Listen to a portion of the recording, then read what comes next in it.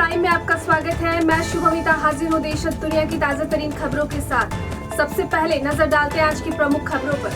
तेजस्वी चाहते हैं राजद के चुनाव चिन्ह पर लड़े जेएमएम।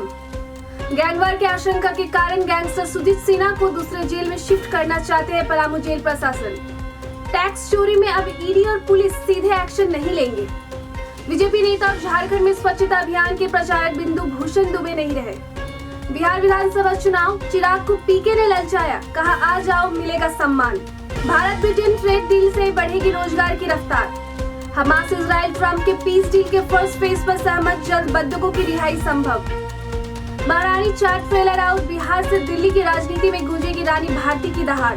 रांची में खेलो झारखंड 2025 10 अक्टूबर से 10,000 खिलाड़ी लेंगे भाग। शेयर बाजार ने बढ़त के साथ की शुरुआत, सेंसेक्स करीब 200 अंक तो निफ्टी 63 पॉइंट चढ़ा।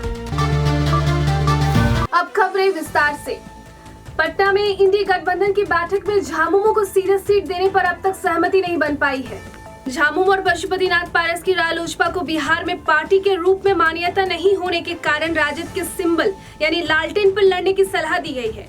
कहा है कि इससे वोट में कोई बिखराव नहीं होगा और मतदाताओं में भ्रम नहीं होगा, सीटों की संख्या बढ़ेगी। फिलहाल इस पर सहमति नहीं बनी है, लेकिन कहा जा रहा है कि 2-3 दिनों में कोई हल जरूर निकल आएगा। झामुमो अपने चुनाव चिन्ह पर लड़ने को अड़ा। झामुमो ने साफ कर दिया कि उसे प्रत्याशी अपने चुनाव चिन्ह पर ही लड़ेंगे। रांची में झामुमो के केंद्रीय महासचिव एवं प्रवक्ता सुप्रिया भट्टाचार्य ने कहा कि झामुमो प्रत्याशी किसी दूसरे दल के टिकट पर चुनाव नहीं लड़ेगा।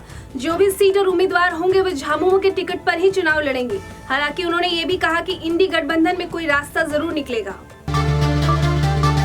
झारखंड कोयलांचल का कुख्यात गैंगस्टर सुजीत सिन्हा फिलहाल पलामू सेंट्रल जेल में कैद है। हत्या, रंगदारी, वसूली और हथियार तस्करी जैसे मामलों में उसके खिलाफ दर्जनों केस है। जेल में रहते हुए भी उसका सोशल मीडिया अकाउंट एक्टिव है, जिससे वह अपराध नेटवर्क और रंगदारी की गतिविधियां चला रहा है। पुलिस और एनआईए उसकी गतिविधियों की निगरानी कर रही है। जेल सुप्रिंटेंडेंट भागीरथी कारजी ने गैंगवार की संभावना जताई और सुजीत को दूसरे जेल में शिफ्ट करने की सिफारिश की है। जेल में कई अन्य कुख्यात अपराधी भी बंद है।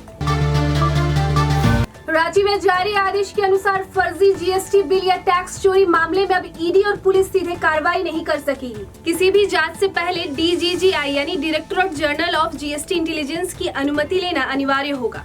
अब फर्जी बिल पर सिर्फ जीएसटी अधिनियम के तहत कार्रवाई होगी, क्योंकि टैक्स चोरी को पीएमएलए अपराध नहीं माना जाएगा।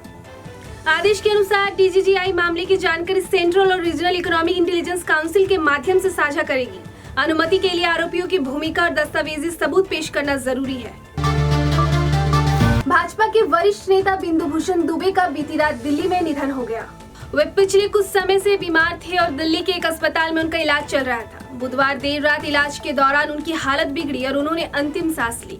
उनके निधन की खबर से भाजपा और उनके समर्थकों में शोक की लहर है।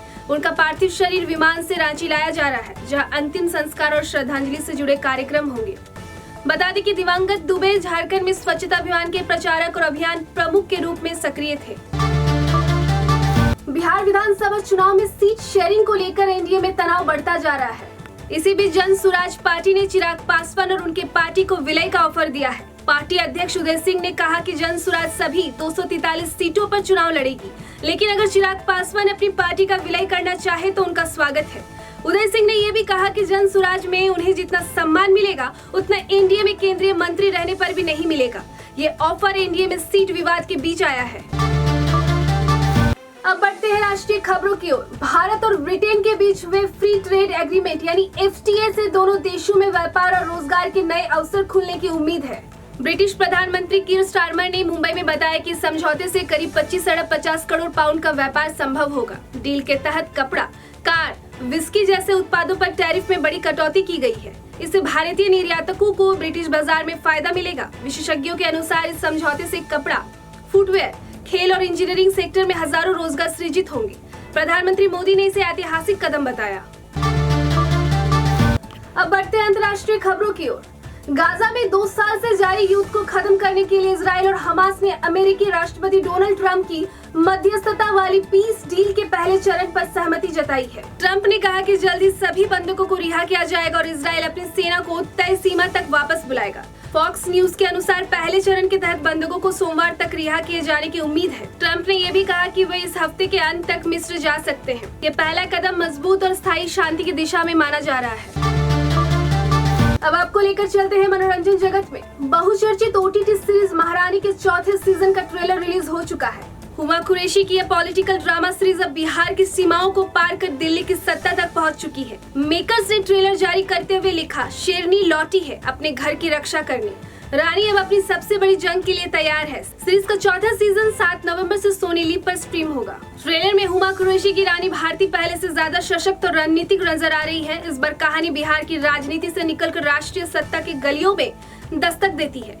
ट्रेलर की एक लाइन, अगर आपने हमारे दुश्मन से हाथ मिलाया तो सिंहासन खींच लेंगे आपका, रानी के नए रूप और सत्ता संघर्ष की झलक देती है। खेल की दुनिया की बात करें तो रांची के खेलगांव में 10 अक्टूबर से खेलो झारखंड 2025 राज्य स्तरीय प्रतियोगिता शुरू होगी।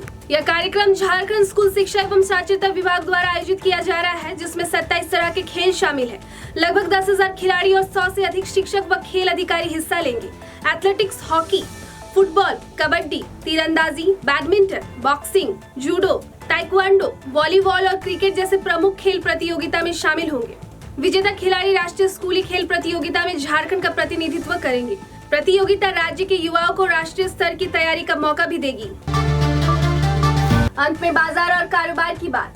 एक दिन पहले लाल निशान पर बंद होने के बाद शेयर मार्केट ने गुरुवार को हरे निशान के साथ शुरुआत की है। बता दें कि शुरुआती कारोबार में घरेलू शेयर बाजार हरे निशान पर खुला है, जिसमें सेंसेक्स 201.23 अंक बढ़कर 81,974.89 पर रहा, तो निफ्टी भी 61.5 अंक की उछाल के साथ 25,109.65 पर रहा। बाजार विश्लेषकों ने बताया कि सकारात्मक अंतर्राष्ट्रीय धारणा ने घरेलू सूचांकों में स्थिरता बनाए रखने में मदद की, जबकि निवेशक वैश्विक घटनाक्रमों पर आगे स्पष्टता की प्रतीक्षा कर रहे थे। वहीं अमेरिकी डॉलर में मजबूती के बीच रुपया गुरुवार को शुरुआती कारोबार में 2 पैसे टूटकर 88.77 प्रति डॉलर पर आ गया। फिलहाल आज के लिए इतना ही। दर्शकों कैसी लगी हमारी ये पेशकश हमें जरूर बताएं। कल फिर मिलेंगे रात 8 बजे। बने रहिए हमारे साथ, देखते रहिए IDTV इंद्रधनुष।